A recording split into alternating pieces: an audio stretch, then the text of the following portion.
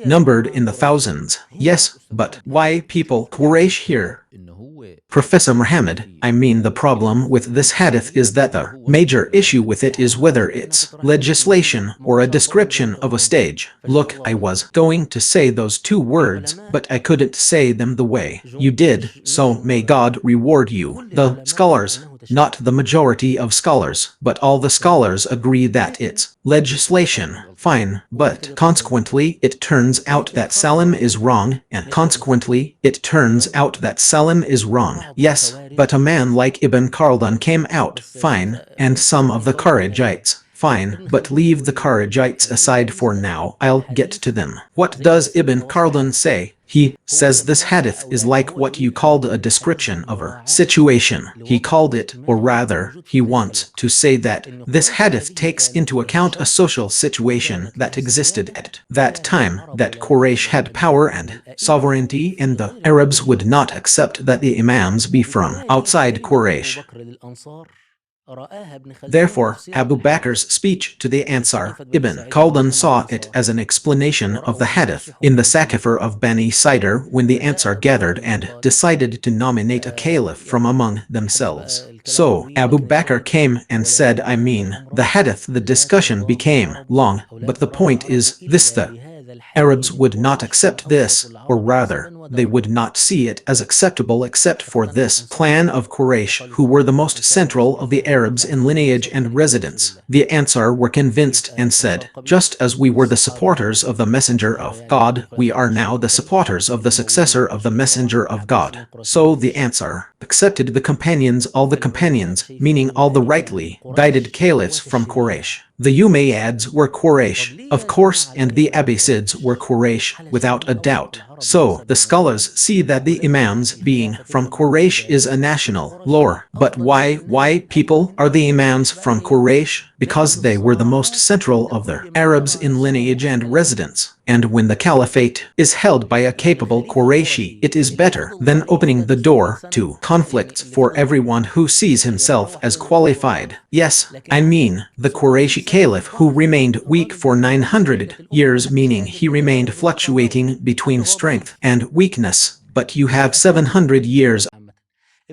benefited the Islamic nation in general. Ibn Khaldun says, no, Ibn Khaldun says that this hadith means you can say that he is the son of his time, the son of his era. If the power is found in someone other than the Quraysh and someone is found to carry it out, then he is more deserving of the caliphate. It is not the basis of the rule, Professor Muhammad. It is the eligibility, and the competence, that is correct. Therefore, this topic was opened up among the scholars who said that this is legislation. Guys, is this legislation? What if there isn't a single competent person among the Quraysh? Shouldn't you go to a competent person who isn't from the Quraysh? I want to tell you that scholars agree that eligibility is based on competence, and that the condition of being from the Quraysh tribe is either a condition of complete perfection or an additional condition. That is, it's not the primary condition. The primary condition is competence. Therefore, if there is no competent Qurayshi, we go to someone other than a Qurayshi, and if there is no competent Arab, we go to a non-Arab. This is what the scholars themselves stated, and they see this hadith as legislation for nations. In my book, The Corridors of History, I discussed this hadith and included the opinions of jurists on it, the opinions of jurists from the four schools of thought: Maliki, Shafi'i, Hanbali, and Hanafi. There is a general agreement that the condition of being from the Quraysh is a condition of complete perfection, meaning it is not a condition that precedes competence, ability, or merit. Now, Professor Muhammad, excuse me for thinking aloud, but if we adhere to this hadith as legislation and understand it to mean, O Muslims, you who will come after the Prophet, peace and blessings be upon him, your caliph must always be from the Quraysh so that you don't fight amongst yourselves, then I have settled the matter of authority for you. Appoint him, then appoint ministers from among the non-Arabs, from among the Arabs, from wherever you want. Bring these qualified people and point them, but this is what you want to fight over. The position is already decided, and you can do whatever you want. People might understand it this way, meaning there might be an understanding of this kind. It's not like that. It's actually understood this way. This is the general understanding. This is the general understanding of the hadith. This is the general understanding of the hadith, so that the nation doesn't divide into many disputes. Okay, but I want to say the general understanding of this hadith means I must correct another misconception. Someone is asking what made the Quraysh better than other people. I want to say, this isn't limited to a specific house. It's limited to a large tribe, a very large family. You have a huge number of qualified people. Okay, until in any case, this is what actually happened. What actually happened is that the position of caliphate, imagine if this hadith didn't exist. Imagine if no one saw the caliph as being from the Quraysh. I want to tell you, instead of 3 or 4 people appearing in the Islamic world calling themselves caliphs, for example, Abd al-Rahman al-Nasir in Cordoba, the Fatimid man, and then the Almohad caliph. Instead of these incidents being few in number, everyone who thought he was suitable to be caliph would declare himself caliph. Yes, practically speaking, the hadith preserved the Umar. And I tell you, imagine now, Abu al-Harith, if the whole Umar were to unite again, imagine with me, and there were 10 of them who saw themselves as qualified for the caliphate. This hadith would come and act as a filter, bringing out from the nest those who are candidates for the caliphate. So the hadith is still effective in shortening, narrowing, and reducing the differences within the Umar. Yes, that's right. But did the scholars sit and worship or ask God for forgiveness? Did the scholars say that no Qurayshi caliph should rule, even if he didn't understand, even if he wasn't capable, except in cases of necessity, and that there should be the competent non-Qurayshi to replace the incompetent Qurayshi? So, what were the scholars saying? Therefore, the Muslims did not scatter upon the Ottomans when they assumed the caliphate. Rather, you find scholars addressing the Ottomans with the title of caliph and the status of caliph throughout the Ottoman era, even in lands that were not subject to the Ottomans, meaning India, Indonesia, specifically Java, and Morocco, which was not under Ottoman rule. Scholars from Morocco and Mauritania, scholars from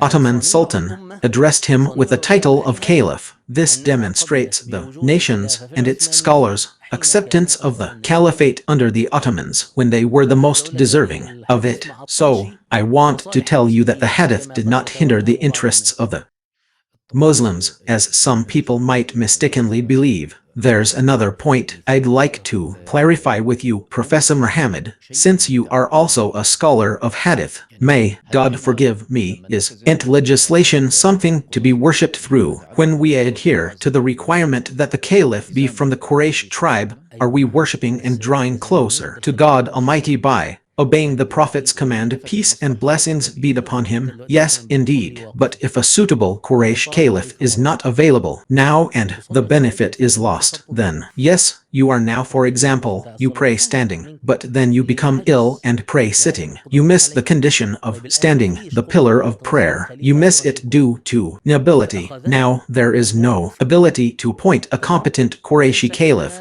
So someone who is competent takes over. We don't have the ability to appoint a competent Qurayshi caliph, so what do you do? Since it is a condition of perfection, we abandon this condition when necessity arises or when it is not present. Yes, you are still worshipping, but you missed the condition. As happened.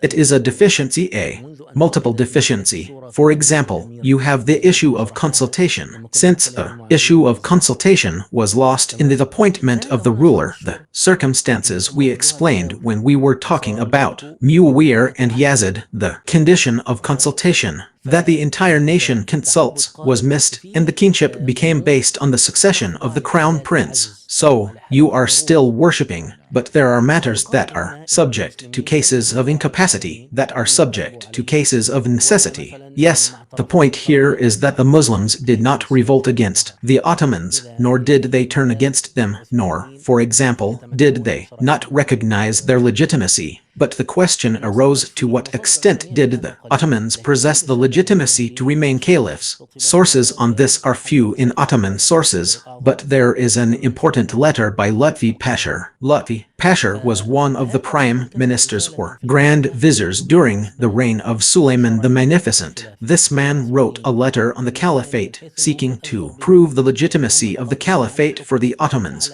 arguing that they were the most deserving of it, being the ones capable of ruling and managing the kingdoms. Lutfi Pasha was knowledgeable and a historian who wrote a history of the Ottoman state. However, in truth, this letter on the caliphate is weak from a jurisprudential perspective, because he tried to circumvent and weaken the hadith about the imams being from the Quraysh tribe. He resorted to such convoluted arguments and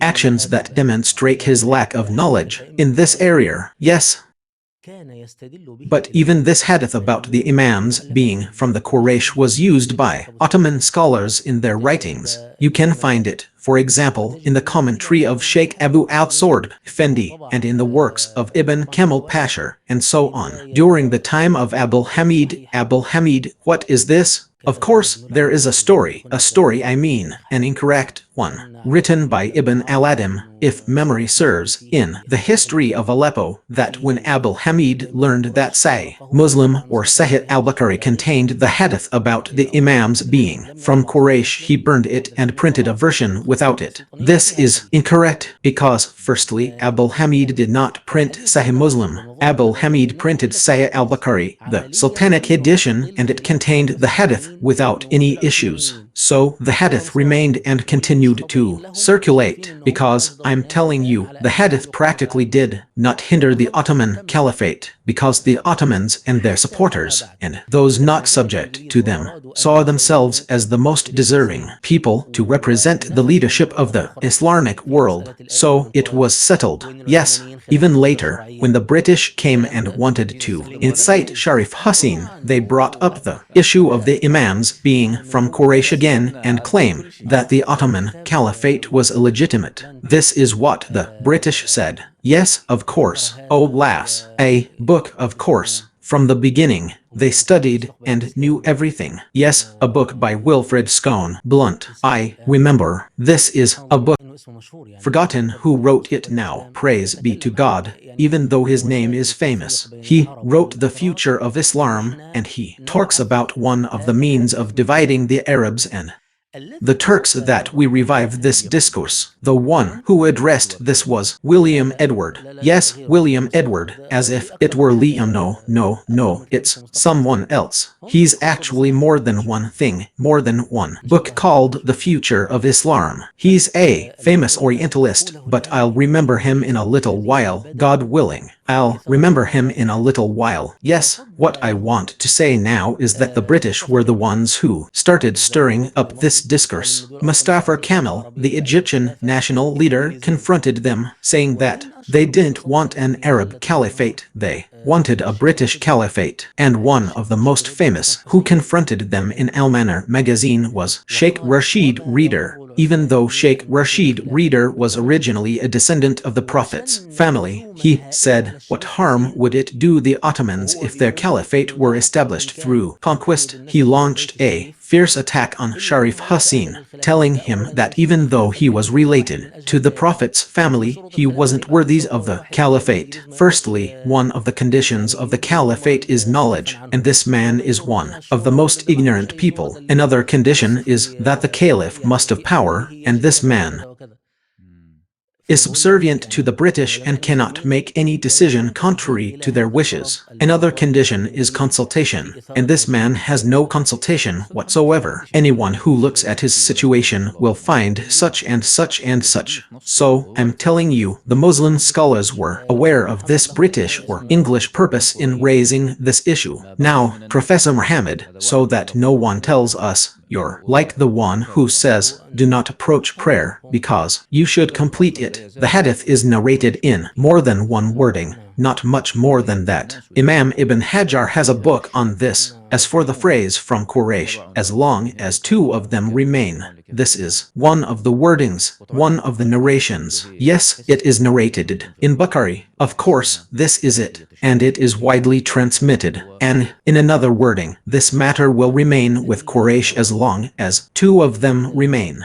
Yes, and in another narration, people follow Quraysh in this matter. Yes, their Muslims follow their Muslims, and their disbelievers follow their disbelievers. Yes, and of course, when you read the hadith and complete it like this, you feel that it must be from the Quraysh tribe, and you feel that it's a legal ruling, and any transgression against it is a mistake. Yes, but you know that evidence has levels. Evidence has levels. The texts don't contradict each other. They complement each other. This is what knowledge is. This is jurisprudence. When you find two texts, you understand. I'm telling you, there are levels of conditions. There's a condition of necessity and a condition of perfection. There are, for example, what we call now essential things and things of perfection. So, when the scholars looked at all the texts, they understood that the condition of the imams being from the Quraysh is a condition of perfection. If a suitable person is found who is not from the Quraysh, or a Quraysh person who is not suitable, they agree to choose the suitable one who is not from the Quraysh because the purpose of the imamate is to carry out the interests of the Muslims, and this greatest principle cannot be neglected for the sake of the condition of being from the Quraysh. Yes, okay, Professor Muhammad, I asked you about when I asked the question at the beginning of the episode. I asked you to raise 2 points of contention. Yes, the first point of contention, okay. So if Selim ultimately ended the Mamluk presence and took the Caliph into his care, and then deposed the Caliph, whoever he was, and the Caliph abdicated in his favor, and he became Caliph, then the question was whether the Ottomans had the right to call themselves caliphs, the position of caliph, or not. Now, what do we do about this? We need you to clarify this for us. We said before that the caliphate, yes, it is permissible for the Ottomans to call themselves caliphs, pure and simple. So, to settle this, yes, and we said generally that there are different ranks among caliphs. There is something called the rightly guided caliphate, a caliphate based on the prophetic methodology, and there are caliphs without the words rightly guided and without the words prophetic methodology. They are called caliphs. The caliphate is a general leadership and complete authority over most of the Muslims. Now, the caliphate without the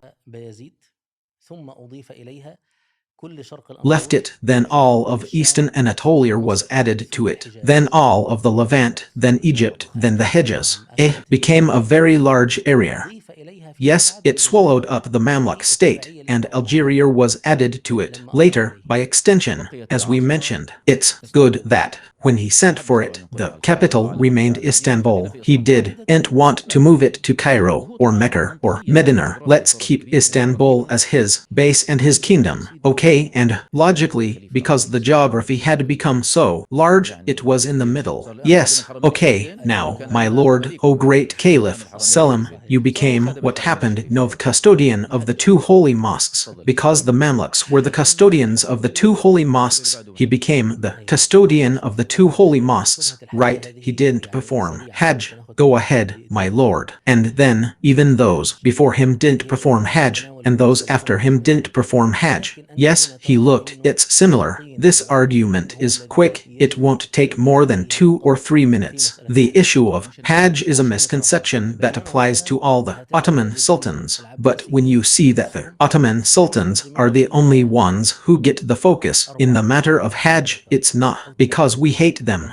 just because we hate them. Meanwhile, for example, you'll find that none of the Abbasids themselves performed Hajj, if memory serves, except maybe 3. Abu Ja'far performed Hajj, and I don't remember now if al-Mahdi or Harun al-Rashid performed it. Al-Mahdi performed Hajj, yes, and al-Mahdi and Harun al-Rashid. I don't recall al-Mamun performing Hajj during his caliphate. I don't think al-Mamun performed it during his caliphate because he arrived from Merv in 204 AH, and then things took a turn for the worse. The Mamluk sultans, most of them, didn't perform Hajj, except maybe one or two at most. If memory serves, almost all the sultans of North Africa didn't perform Hajj. The exceptions are all the Umayyads in Andalusia who didn't perform Hajj during the period when Selim was in Egypt, Iraq, and this was during the Hajj season, a time of battles. So, if you wanted him to perform Hajj, what would he wait for? For the following year? Yes, indeed. And this man died while preparing for jihad, and conquering roads. So, the Ottoman sultans, in general, were preoccupied with jihad and the distance, too. We also remember that back then, the fastest means of transportation was the horse. Yes, there were no airplanes, no cars, nothing. So, for the interests of Muslims to be disrupted for the sake of Hajj, meaning for the Sultan to perform Hajj, then most of the sultans who were far away and not secure did not perform Hajj, and therefore the absence of the sultan or caliph from the center also posed a threat, a danger, a threat and a danger. But if he was absent, it was for jihad. So, if he went out at the head of his army, he was going out for jihad. Yes, and jihad takes precedence over Hajj, especially for the sultans, without whom the state could not function. Also, the issue of jihad is a personal matter. It is not related to the ruler himself. It is not related to the nation. I mean, if he did not perform Hajj, you are not talking about the issue of jihad or the issue of Hajj. Hajj? No, the issue of Hajj is, of course, a personal matter for the ruler, the prince, who is responsible for the interests of the Muslims. The public interest takes precedence over private interests.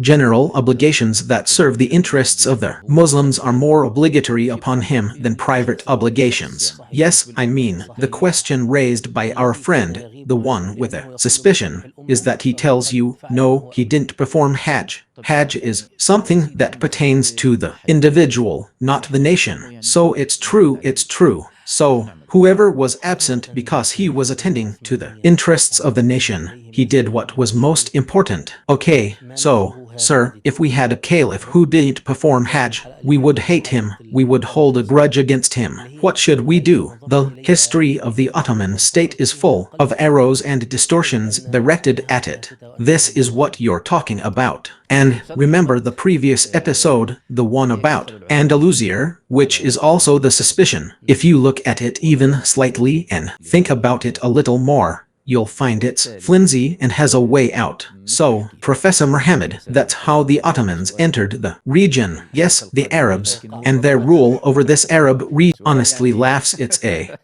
question everyone will love. So, now that the episode is over, I want to thank you all very much for what you've presented in this episode. And you, my brothers and sisters, wherever you are, don't forget to share this episode with your brothers, loved ones, and friends so that goodness and benefit may spread to everyone. Until we meet again in the next episode, may God protect you. Goodbye. To watch more programs about Islamic history and to learn about its events, victories, defeats, leaders, scholars, events, secrets, governance, politics, wars, and battles, all you have to do is follow our YouTube channel, Our History from the furthest point in the past to the furthest point in the future.